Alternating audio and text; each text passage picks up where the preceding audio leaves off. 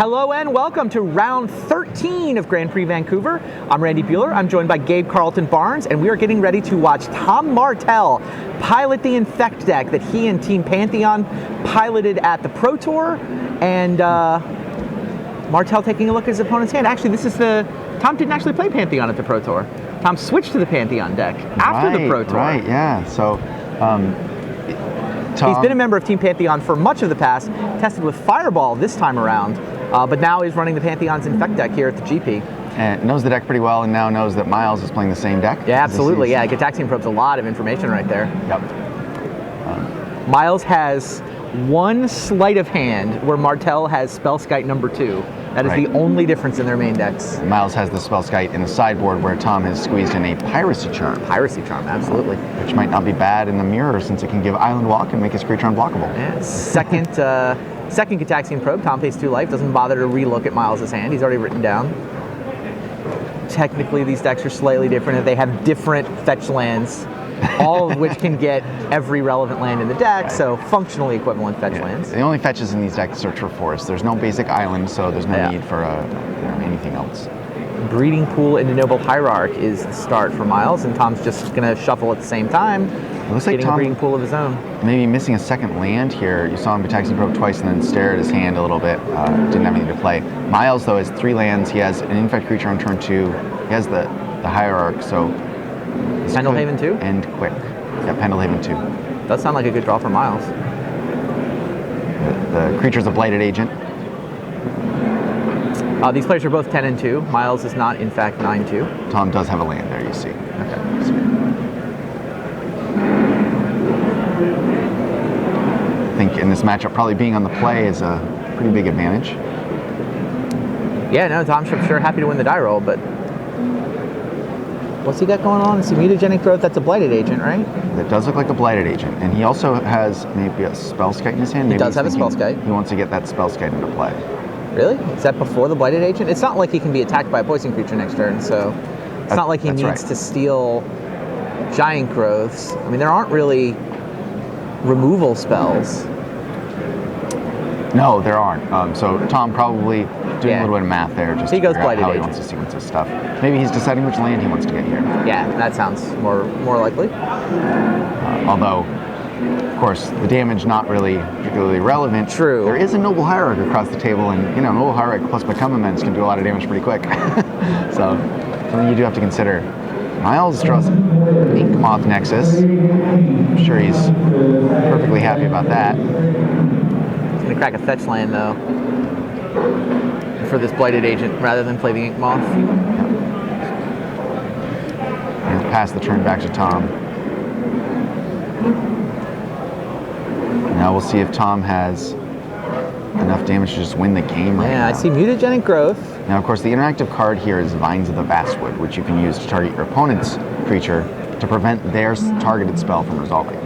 Tom definitely has one. Miles has a green mana available from that Noble Hierarch. Right. So yeah, that's the one thing Miles can do to prevent Tom from hypothetically just dealing 10 right here. Right. And if he has the Become Immense, he's probably capable. Yeah, I think Looks like he has there. a Mutagenic Growth and a land. Right, Giant Growth, Mutagenic Growth is all the delve you need for Become Immense.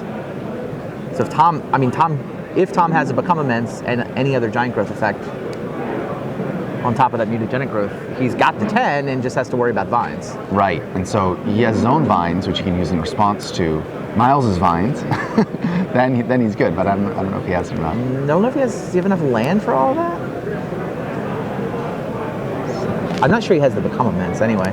Tom plays the Noble Hierarch, which allows him to get in for 2 with Blighted Agent. I think Tom, because he has, oh wow. He has a Spellskite. Okay, he has a Spellskite. He's going to protect himself with the Spellskite from Miles doing the same thing on his turn with his Blighted Agent.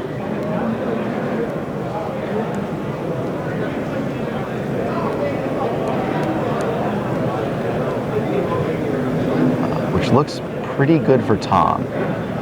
Miles, we know, has a Pendelhaven and an Inkmoth Nexus in his hand.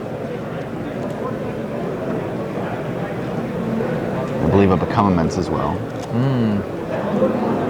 Yeah, Tom also has Vines of Azwood that he could have used if he didn't have the Spellskite. Spellskite seems just better. Right. Doesn't care about paying life, doesn't have to waste a giant growth effect. And that, he knows the deck pretty well. There's nothing that really kills a Spellskite. So that's safe out there. Not in the main deck anyway. Sideboard has Twisted Image. Right. Where did Tom's opponent go?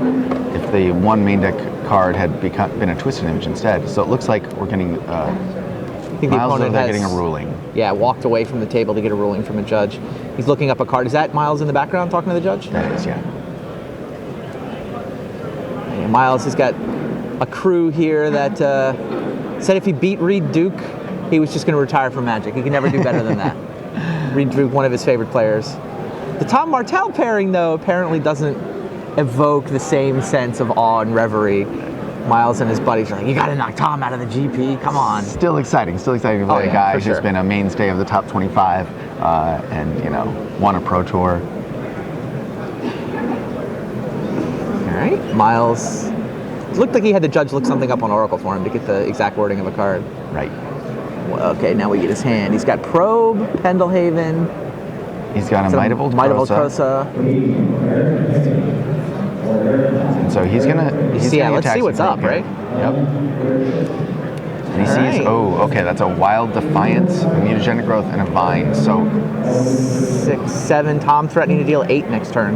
Yep. Which is exactly what he needs to do. And if he draws a land, he can play all of that while still holding up Vines of the Bastard with +4/+4, which is unnecessary. He can probably just go right for it, right? Yeah, Vines plus Mutagenic Growth gives him the 8. Wild Defiance also potentially interesting. Okay, there is a Vines for Miles. Okay. Though Tom's Spellskite also prevents Miles from using his Vines of Azwood to break up Tom's kill. Yeah. Spellskite's doing work on both offense and defense here. We see now why Tom just made sure to get that Spellskite into play. Yeah, Miles has everything except the Spellskite foils his plans. Yep. I think Miles is wondering why he cut on Spellskite from this main deck. That's why they run 2 Spellskites. It's possible too that Miles is looking at Tom's life total and going, well, I could go after you. Tom has to pay 2 life every time with that Spellskite, sure. Right? There's some argument to be made that maybe Miles should go ahead and try to. With what though? Attack with the Noble Hierarchy. He just gets blocked. Well, no, to start making Tom activate Spellskite to get his life total back. Sure. Because that's the resource. He had 6 activations on Spellskite at this point, or 5 before he's dead. Wild Defiance from Miles. He chips away for 2 poison with Blighted Agent, but Tom knows this deck inside and out. Tom has it. He's going to play Wild Defiance. Look how quick Tom's playing. He knows this game's over. He even drew the land so that he can Wild Defiance. Would you like to target my Spellskite with anything? No? Okay. So, yeah, Tom's got this pretty much locked up here. He's trying to think of, what tech card could Miles have drawn? Yeah. So, Vines of Azwood. Your guy cannot be targeted by anybody other than me for the rest of the turn. Tom not even going to bother with Spellskite. I think he's just going to Vines with Yeah, he Kicker. can Vines with Kicker to fizzle that. We'll get it done. 4 plus the 3 from the Wild Defiance. Wild Defiance resolved, right? It did not. Wild Defiance on the stack? Right. Well, then Tom needs to redirect or it's not lethal. Well, he also has the Mutagenic Growth, which is going to be +5. Oh, fair enough. So. All right, well, he redirects. Yeah, there were a bunch of different lines that would do this. Tom's got it. Yeah. And Tom shows him he's got it. Spellskite. Absolutely, that was a Spellskite game. That is one of the greatest 0-4s ever printed. One of? Who else is in contention for this greatest 0-4 ever printed title? Back in the days, I think, Wall of Blossoms. Wall of Blossoms did some work. Card. That's fair. But it's hard to think of another one that does the kind of work that Spellskite does. Wall of Blossoms was pretty good back in the day. It was. I think Spellskite might be better though. Yeah. Any card that says draw a card on it, it's hard to compete with. Wall of Omens is probably hanging out in third, going, don't forget about me. I'm just like Wall of Blossoms. Except not green. All right, Tom Martell up a game. Our back table looks like they are presenting and shuffling for game 2. Daniel won that first game? Yes, Daniel Ward with Hexproof is up a game on Paul Cheon. I think I'd rather watch game 2 over there. I want to make sure we get a look at this Hexproof Boggles deck rather than game 2 of the Infect Mirror. see is we'll do that. As these decks sideboard, it looks like they're both going to be up to 3 Twisted Images. Sure. 4 or 3 Spell Skites. Yep. Yeah, they both have access to 3 total? Yep. No, 4. Tom has access to 4. They both have access to 4 Spell Skites. There's 3 in the board for the sideboard over here, Mylar. right? 1 main. All right, Daniel Ward with the Boggles deck. Green-white hexproof auras on the left of your screen. Up a game against Paul Cheon. Paul, both these guys are still live for top 8, just like in the Tom Martell match. They need to string together a couple of wins and then hope they get to draw in the last round. Daniel Ward up a game he has a Boggle turn 1, which is exactly what that deck wants to do. 1/1 he also has hexproof. a choke in his hand. Choke? Yeah. Ouch. So it's even an enchantment. It's an enchantment. Fits all the themes. So he's going to be able to start threatening Paul right away here. He's got a Rancor in his hand. He's got lands. I think I saw, the white enchant creature that can only enchant enchanted creatures. Trying to remember the name of this card. Let's get the deck list out here. Daybreak Coronet, which is the one you see in that alternate card frame from Future Sight. Tarmogoyf, you thought maybe it was the only one printed like that? No, there's another card that's playable. Daybreak Coronet, really interesting card. Looks like he has one of those in his hand as well.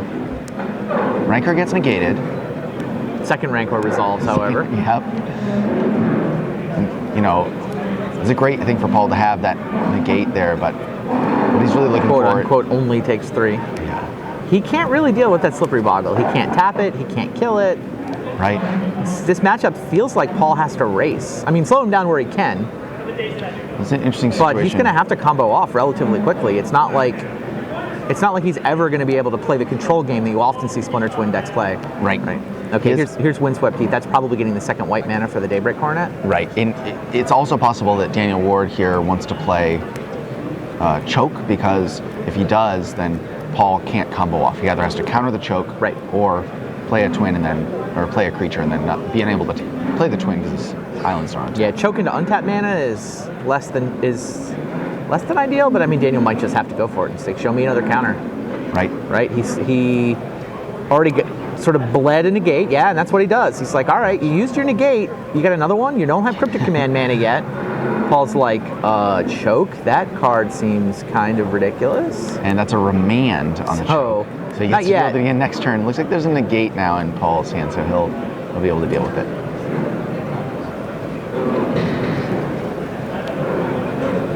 Yeah, Boggles, such an interesting deck. Of course, the premise here, just cheap, terrible hexproof creatures and lots of enchantments. You resolve one, your opponent can't remove it, and you just pile on there. Yeah, I mean, it's essentially a gambit saying, I don't think my opponents can deal with hexproof creatures. Right. Hexproof creatures and a bunch of artifacts, and then several of the enchantments give life gain. Between the Daybreak Coronet, the... Unflinching Courage. I wanted to call it Armadillo Cloak, and I knew it wasn't Armadillo Cloak. And of course then Rancor and Unflinching Courage also producing Trample, so you can deal with token strategies. It's a really interesting deck. It's one of those things too though where you look at it and you're like, oh gosh, this is so boring. It's so non-interactive, but it's interesting. Such an alternate strategy. Right. The deck definitely attacking you from left field. I mean, it's different. All right, what's Paul up to? He's not going to play Deceiver Exarch. He's going to play Deceiver Exarch. Because... he knows about the Choke, though. He does, but he's going to untap his... and he can untap his own land so that he has negate mana. Oh, I like this play from Paul Cheon. So Deceiver Exarch hops in, blocks the Boggle. Boggle's only a 3/1, because it's wearing Rancor. Daniel did not put a second enchantment on it, so Exarch kills it. Choke, no, here's the negate. Wow. And now, suddenly, Paul Cheon's in great shape. Driver's seat. Oh, that was not a negate. That was a remand. Oh, it was another remand? He said, go ahead and play that one again. Remand. Yeah. Yeah. Plenty good. Paul's just one Splinter Twin away from winning this game. Yeah, he is. He's got the second red mana in his hand. And just as important, he's got engineered explosives in his hand. That can kill a Boggle. So, Daniel Ward sitting on 0. Can also kill a Choke if he goes and gets his green mana. He has to get the green mana, yeah. But Paul looking like he's in the driver's seat here. Daniel Ward, a lot of things have to go right from this point. Can Paul stop the Choke? I mean, that's still super scary. I understand Paul's man is all untapped right now. I believe he has either a Cryptic Command or a Negate in his hand. He needs one or the other. And yeah, Daniel's just like, all right, show me. And there's the Cryptic Command. Okay. Now I will agree that Paul's in total command of this game. Yeah. Maybe he's even in total cryptic command of this game. Lightning bolt for Paul is not very good. No. Okay, so lightning bolt. At least you can try to race, maybe. Yeah, no, it's not a great card in this matchup. It's a sign of a sideboard that wasn't super prepared for Boggles. And people rarely are. There are a couple of creature targets in these decks. So you got the Dryad Arbor. It's Core Spirit Dancer. You can bolt a Core Spirit Dancer. That's fair. You have to bolt it on time, but you can't. Right. Before it gets too enchanted. And we see Paul now. Maybe he'll have to use this lightning bolt to the face. Get through what Daniel's doing. Daniel looking like he has a handful of enchant creatures. Yeah, he's got the Rancor we knew about. He's got the Unflinching Courage and the Daybreak Coronet that he had before that he declined to put on that one. Man, that one, the 3/1 attacking into a potential Exarch. Yeah, I think Daniel figured he was tapping Paul down to make his choke more likely to resolve. Right. It doesn't seem like you just attack a 3/1 into a twin player. No, I think he thought he could lock the game up if Paul played the creature, because then he would resolve the choke. Of course, the untapping his own land play 2 for mana Paul is enough. It's a big deal. And Daniel, you can see now, Boggles deck is really a combo deck, and the combo is a hexproof creature and a bunch of enchantments, and you can see he's only got one part of the combo now. Paul denying him the other piece with that one block.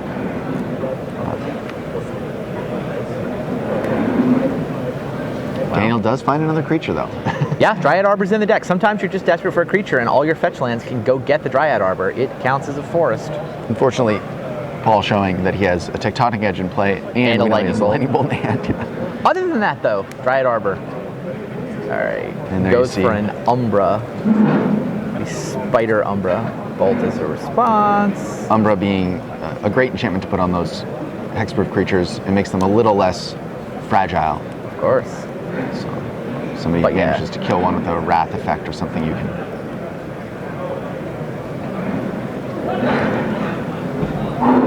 Just lose the Umbra.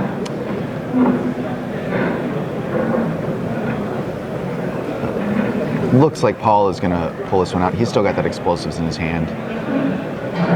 All he needs to do is find a little bit of damage or a Splinter Twin.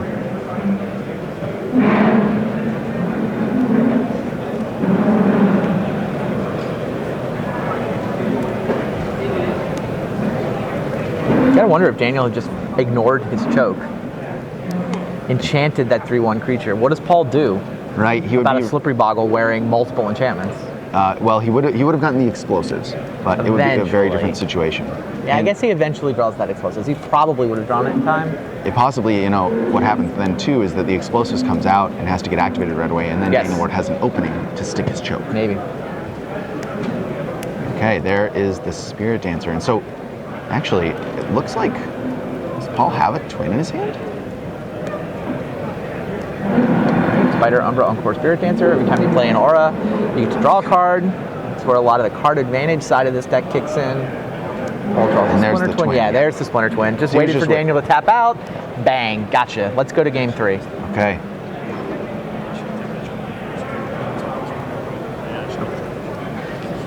Meanwhile, what do we got going on the first table?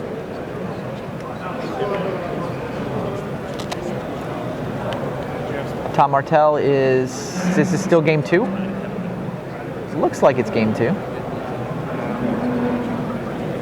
So Miles... Glistener Elf in both graveyards? Did they run into each other?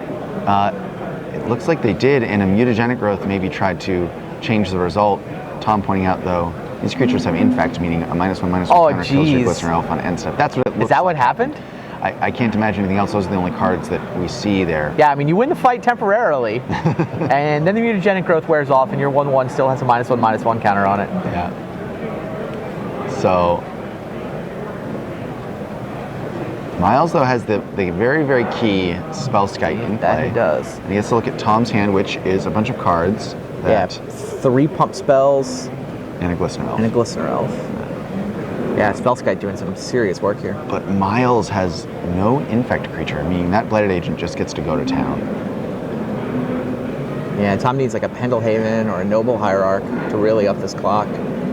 Yeah. Or a Twisted Image. Yeah. That Well, would Twisted be- Image to kill Spellskite helps a ton. Yeah, absolutely. Glistener Elf can whittle down the Spellskite eventually, right? That's certainly true. The fourth attack is a tricky one. Although, that gives Miles a chance to use one of his Giant growth growth spells defensively. That's true. That's true. It does work if you have enough toughness to survive the 1 point of infect.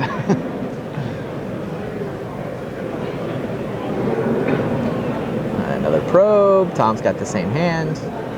And there is an infect creature from Miles. Go. Inkmoth Nexus. Inkmoth Nexus. And that is big because How many he has have we the seen? How many Spellskite. giant growths Tom Miles has? We haven't. Tom doesn't have a poison counter yet. I wouldn't be surprised though if Miles is able to, He's got to have something in his hand, right?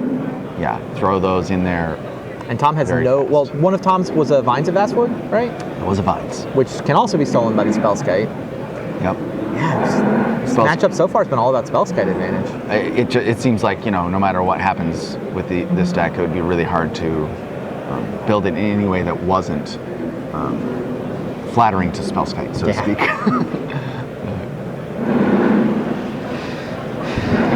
Tom says, Twisted Image. He did draw a blue card. It looks Is like it the Piracy Charm? it looks like it's the Piracy Charm. Doesn't actually do anything here, does it?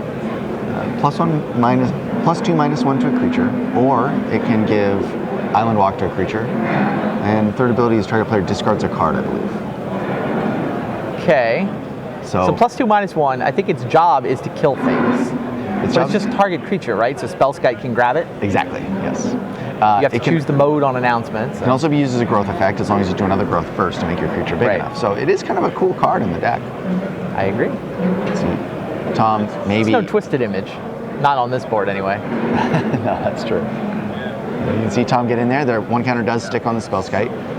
And maybe Tom can maneuver that Spellskite down to 1 toughness and then use the Piracy Charm. But it's going to take him a little bit of time. And here comes Nexus. Looks like just Tom 2 very growth spells. quickly But takes of them one. is the Become Immense. Become Immense. And he doesn't use it because Yeah. it's not quite enough. And there's the Glistener Elf. Can Tom find a way to fight through? Oh my gosh, that mutagenic growth would be so big right now. Oh, if Miles hadn't used it early, Yeah, it would take a turn off the clock. he would have just won last turn. Does he have another mutagenic growth in his hand? Right? Mutagenic Growth, Become Immense. That's 8 and 9 from the Inkmoth. So I thought he had a second cup spell in his hand. Does he not? Is it just the Become I Immense? saw an elf. I'm not sure if he has another one. Okay. Well, here's Nature's Claim. That'll do. Oh, wow. He wasn't just drawing to Twisted Image, he was also drawing to Nature's Claim. He did find answer a Spellskite. Down goes Spellskite. Have some life. We don't care about life. We only care about poison. Now Tom can also kill the Glistener Elf or the Blight or the Inkmoth. He can. With the Piracy Charm, right? With the Piracy Charm, yeah. Tom suddenly in the driver's seat. Oh yeah. That was a Can he huge just draw win this phase. game? He's got Miles on 2 poisons, so Might of Old Krosa, Might of Old Krosa. Those are just pump spells? Does he have a Vines? Well, and it looks like he is going to go for it here. He's thinking about it. I have to think that, that he's vulnerable to Miles having a Vines. Yes, that's what he's thinking about. And he's going to go for it. Yeah, he just goes for it. All right, you got anything? And that's it. That is the game. Tom Martell wins. And Miles, if he did have another growth spell, he's got to be frustrated throwing away that mutagenic growth. Yeah, it sounds like it didn't matter. That Miles wouldn't have been able to win until this next turn. So good games. Miles just used the Spellskite effectively. Tom just had to find a Spellskite answer. He was digging for either Twisted Image or Nature's Claim. As soon as he found the Nature's Claim, that was a ball game. Daniel Ward, meanwhile, back over with the Boggles deck, goes turn 1 Glade Cover Scout. That's great. Turn 2 Core Spirit Dancer. That's great. This is exactly what you want to do on the first 2 turns with this green-white Hexproof Auras deck. If Paul has one of his lightning bolts, that would be useful here. Get that Core Spirit Dancer off the table before it starts drowning him in a tidal wave of card advantage. Yep. Oh, instead he's got Spellskite. Now, he is pretty vulnerable right here to a choke, although it looks like that's actually a Sulphur Falls, and so he has no islands right now. Yeah, it's the Stomping Grounds, too. Yep. Or no, yeah, it is. It is Sulphur Falls. So not vulnerable to choke. However, vulnerable to Nature's Claim. Down goes Spellskite. So, Boggles, like Infect, seeming pretty happy to spend only 1 mana to kill an important card like a Spellskite. Not because it's dealing Infect, but because it tends to deal such large chunks of damage. Right, yeah, the 4 life's probably not Daniel does not have that draw here. Yeah, I think he's got a Daybreak Coronet, and the question is, does he have a second enchantment? Because you can't lead on Daybreak Coronet. It can only target an enchanted creature. Right. It's definitely has a Coronet. And you see him what the other leading 2 it. cards are. He has an Horizon Canopy as well, so that'll cycle. Sure. Now Xi'an plays his first island. He has a Splinter Twin. It looks like he has some blue cards too. He might have an Exarch, so he might be able to just go for it right here. There's a Rancor. So now Daniel. Rancor, trigger, draw a card. Okay. Xi'an says, all right. Can you please? Probably the Daybreak Coronet. No, he's going to keep drawing cards. Hyena Umbra. None of this getting blocked by Deceiver Exarch nonsense. Yeah, really. Draw another card. He can play the Horizon Canopy and still go Coronet if he wants to turn on Lifelink. Although it's not like the Lifelink is all that powerful in this matchup, since Paul can deal arbitrarily large amounts of damage. Right, exactly. So you'll see him leave some mana up here so that Paul has to think about whether or not to go for it. I think you'll see him play probably Horizon Canopy. Nope, he plays Misty. A harder land to tap. There's no reason for Paul to not play an Exarch end step if he has one, right? Right. Must not have one. He does not have one, apparently. He does have a Cryptic Command. He has 2 Splinter Twins, it looks like. These two combo decks, both playing enchant creatures. There's a time when any card that enchanted your own creature was something you would just never play. You can enchant your opponent's creature. Yeah, control magic was just fine. But yeah. Rancor was probably the first one you wanted on your own creature. Right. And there it is. A little throwback to those times. So the Boggles deck originated on Magic Online. A fellow named Skylar Chamberlain, as far as I know, was the first person to build it. And, you know, he's an old school player, and he was putting unstable mutations on those creatures. Nice. You know, just playing with it online, somebody played against him and picked it up, and it showed up at the next modern GP. Right. Here is Engineered Explosives for 1. That is quite powerful. Paul almost tapped the island, and it was like, no, choke exists. Tap the Sulphur Falls. I know how to do this. Right. Great subtle play there. And yeah, Engineered Explosive. Oh, it's not actually going to kill the Glade Cover Scout, right? Because the Hyena Umbra will regenerate it. It's not exactly a regeneration effect either, the Umbras. It's a replacement effect. Whenever it would be destroyed, instead it's not. It clear all damage and it doesn't get destroyed, something like that. So it will destroy the Rancor. But the Rancor will just come back, right? Yeah. So it reduces the damage a little bit. And you might see Paul actually just not activate this yet. Yep, he's just going to take it. Although actually that Umbra costs 1 as well. It's weird. You keep the scout. So the shot assures us from the sidelines that you keep the scout. So they all get destroyed at once, but the 1 destruction replaces. There you see it. Yeah. The players know what's happening. But Paul's asking. Paul's going to get a ruling. Well, it's confusing. It is quite confusing because the Engineered Explosives would destroy the Hyena Umbra. And you can see them talk to the judge here. We're going to see if the judge agrees with Rashad. Daniel seems confident. Like I'm sure he's seen this interaction come up before. It seems like a thing that just will happen when you play this deck. Yep.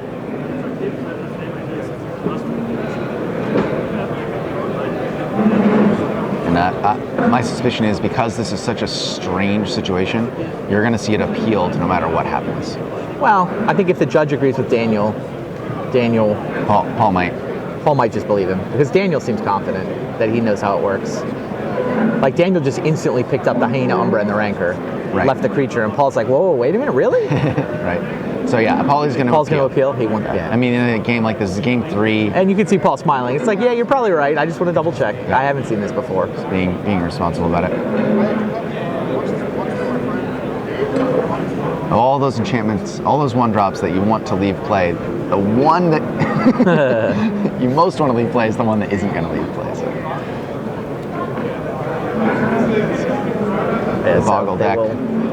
An incredible selection of creature enchantments to choose from to reinforce the strategy. These Umbras that prevent the creatures from dying, the Rancor taking advantage of the fact that if they do get rid of one of your creatures, you're going to lose all the enchantments on it. Well, this comes back. Also gives a form of evasion. There's a surprising amount of redundancy in this deck. I actually have a commander deck, which is basically green, white, blue Boggles. Oh yeah? Yeah, it's just every hexproof creature, and you get every good enchantment. The 1/1 unblockable.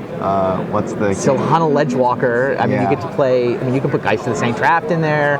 There's plenty. There's plenty. I'm sure that is is the most so much fun to play against. Well, the Rafik version of the deck is kind of absurd. Oh wow. Yeah. Just doubling everything. I've started using Janara just so it's not quite as offensive. It's my commander. Slightly politic decision. Exactly. Finest hour, Rafik. Just start hitting people for 40 at a time. It's good times. It's fun the first couple times. I mean, people start to look at you a little funny. I think anytime you play a little dorky hexproof creature, people look at you funny a little bit immediately. They know. They know. All right. You know the other card that's fun in that in Commander? Winds of Wrath. Kill all non-enchanted creatures. Oh, that's great. That's fun. All right, here's our head judge. Paul's like, all right, engineered explosives for 1. I blow up all of that. They all die at the same time. You can't replace the damage. I mean, replace the destruction effect, right? Right? Well, in fact, he can.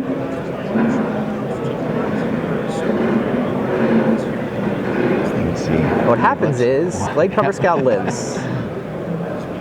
For reasons that I, Randy Bueller, am not going to be capable of articulating, but head judge can. The idea being, when the destruction's happening, that is when the replacement happens. And since the destruction is still happening, it hasn't happened yet. I think it's the very nice explanation you could.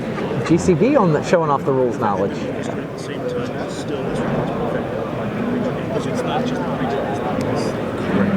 But I'm destroying it. So instead, what you end up with is, it truly is being destroyed twice. The Hyena Umbra is getting destroyed twice, yeah. It was on its way to being destroyed, but this replacement ability of, my Gladecover Scout must defend the Gladecover Scout. So it kind of does double duty here. You might think of a card like Planar Cleansing, says destroy all non-land permanents, or something that says destroy all, a Nivenril's Disc would say destroy all artifacts and creatures. The Juggernaut's being destroyed twice. Sure. It's in play. So there we see it. Stays in play. Head judge backed up the floor judge's initial ruling, which is what Daniel was expecting the whole time, Paul. It's perfectly reasonable to make sure. Great work by the judging staff.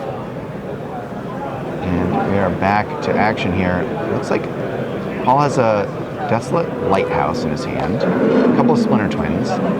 He needs a untapped creature. He needs an Exarch or a Pestromite. The way he's going to win this game is to race. He's not going to be able to fend off all the little slippery Boggles. Yeah. Both actual slippery Boggles and philosophical slippery Boggles. So Daniel Ward looked through his deck there. Especially with Core Spirit Dancer, just all these enchantments are cantrips now. Yeah, the whole story of enchantments are ways to sign yourself up for card disadvantage. Right. Well, that story's over. Now he's got a Rancor. Commander deck, by the way, plays all the enchantresses. Of course. Murder and Enchantress, Argivian Enchantress, they're all in there.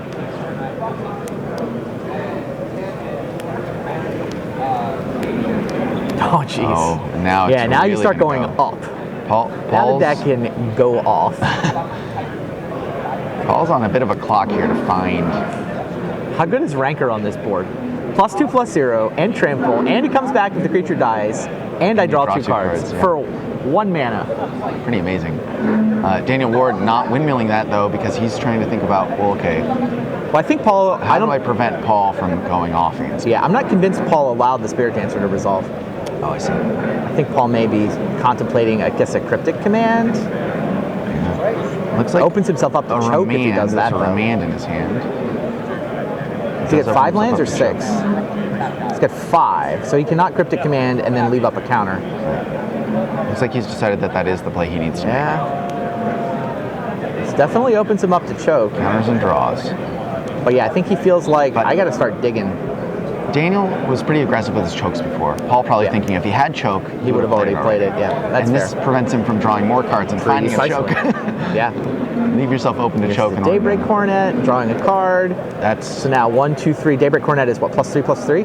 +3/+3. Yeah, I think that's 6 Lifelink, power now. Vigilance. So any one more enchantment and it's a lethal attacker next turn. Paul basically, he needs an Exarch or Pestermite. He needs it right now. And it might not even be good enough because That's true, he can't block and he can't tap it. right. So any enchantment will turn it lethal. And even if he does try to block it, a couple of enchantments turn it pretty lethal. Now, does he have a Also true. Snapcaster Mage? He could Snapcaster and Cryptic tapping To tap the everything. team. But it also doesn't get him any closer because he still needs to I guess you resolve would- a creature and deal with the combat step. Oh wow, is he attacking for only 6? Paul feels off the hook. Absolutely, I'll Wow. take 6. Yeah. No problem. Goes to 1. Daniel, does he just not have another enchantment? Might not. Looks like he doesn't. Wow. And what does Paul have? Well, he's got a Yes. loot house, if nothing else. He has a land that he can't sacrifice because he's at 1. So here he goes. He loots lightning a lightning bolt. That is not going to do it. I mean, he can kill the core Spirit Dancer, but that damage is kind of done, right? Yep. How does he win from here? He needs Does not have the creature. engineered explosives is what he needs. Oh, sure. Maybe you bolt the Spirit Dancer so that if you top deck, how many engineered explosives does he even have? He has 2. I believe he has 2. Yeah, 2 in the sideboard, both of which have come in. This is one of the matchups you sideboard that card for. Okay, declines to fire off a lightning bolt, draws a card. I think it was a land. It is a land. So he's got Splinter Twin, but he just has played this whole game without a Pestermite or a Deceiver Exarch.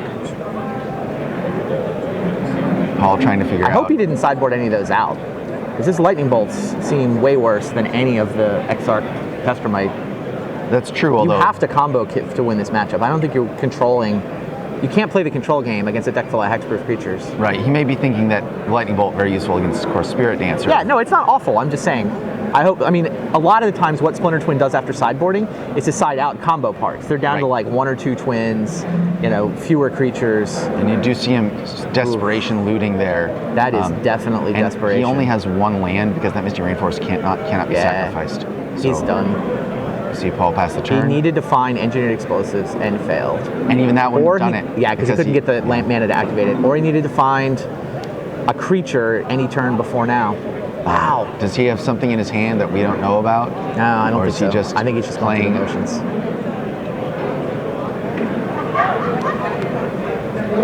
His Ward- Boggles deck Ward has just... drawn a Spell Skite. So Oh, jeez. he's going to go ahead and stick that. And the jig is up for Paul. 6-power Trampler coming your way. There is the Got it. handshake. Paul Cheon is not going to make this top 8. Daniel Ward attacking the format from yet another angle. Oh yeah, Modern's awesome. Lots of Hexproof. crazy cool decks. Now, I will say, Paul Cheon, he's clearly disappointed not to make top 8, and I'm sure all the Cheon lookers out there are sad for Paul. But if he can go win the last 2 rounds, he can pick up 3 pro points.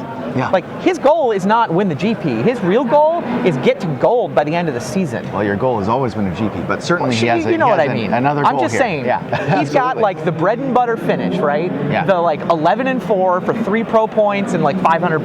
Yeah. That is the bread and butter finish for a Magic professional player, which is what Paul's trying to turn himself into. Yeah. So it's still a great tournament for Paul. He's well on his way. Well, we'll see.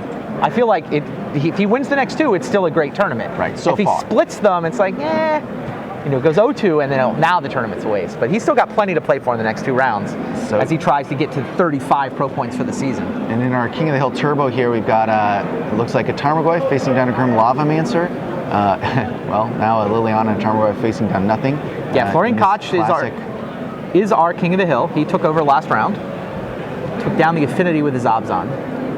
And we've got this sort of core matchup. This is something you're going to see at every Modern tournament right now. Oh, yeah.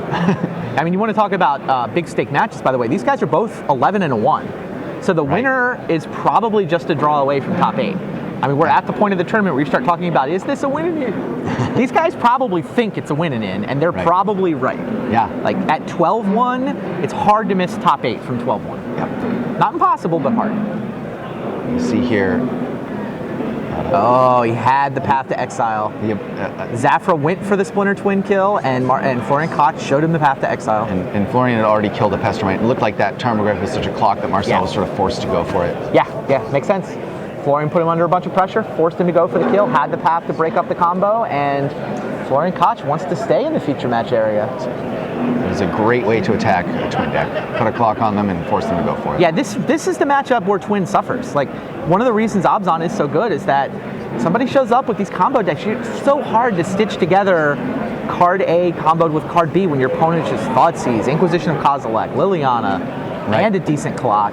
Abrupt Decay, uncounterable way to kill your whatever. Yeah, it can attack your combo on many different angles. Interesting, most of the combo decks in Standard right now are creature-based combo decks, allowing a deck like Abzan, which can interact with creatures much more easily than it can interact with non-creatures. Although it does have Abrupt Decay. Oh, is that a Spreading Seas? Wow, really? Yeah, funny. Attack Abzan's mana base. Interesting. Didn't get anywhere. You can still spend 1 blue mana on a Siege Rhino. So, there it is. And it looks like... No 4th land for Marcel. Yeah, but he does have a Splinter Twin, and it looks like at least a Pestermite in his hand. Now, here's the Lingering Souls that he remanded earlier. This time it resolves. And he gets flashed back. Out. Ooh, he doesn't have it, apparently, because he went down for the 4th land. Instead. And the 5th land. Can't have much time left here. This is 2nd red?